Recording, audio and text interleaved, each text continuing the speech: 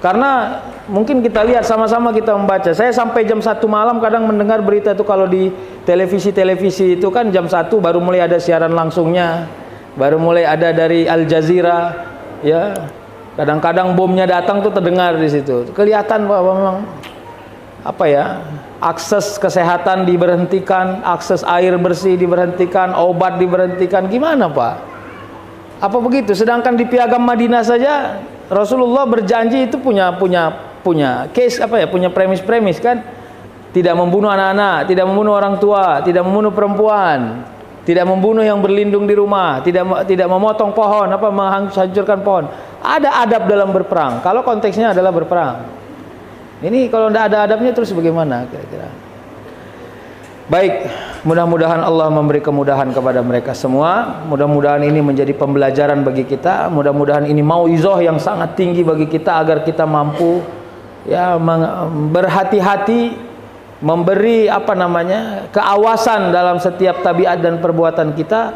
Mungkin aksesnya adalah bisa akses filantropi. Ya. Misalnya kalaupun kita orang yang bersedekah, sedekah kita masih minimalis, ya. Kalaupun kita melakukan kebaikan yang kita lakukan masih sesuatu yang sangat di bawah ekspektasi dan kemampuan kita, kira-kira gitu. Padahal kalau Rasul mencerminkan berbuat baik, tapi memang kita kan sulit mengimbangi Rasul dalam konteks cara hidup dan cara berbuat baik.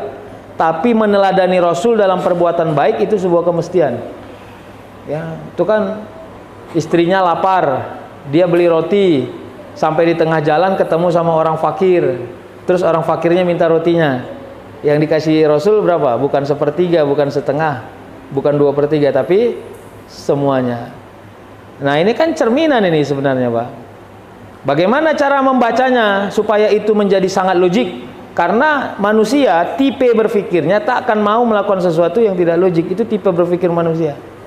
Ya, awak baru beli mobil baru, tiba-tiba datang tetangga awak bilang mintalah mobilmu, terus awak kasih aja gitu, kan nggak masuk akal itu. Kira-kira gitu. Mana bisa itu kita lakukan? Sulit lah, Pak. Kalau itu dilakukan pasti itu ecek-ecek gitu ya.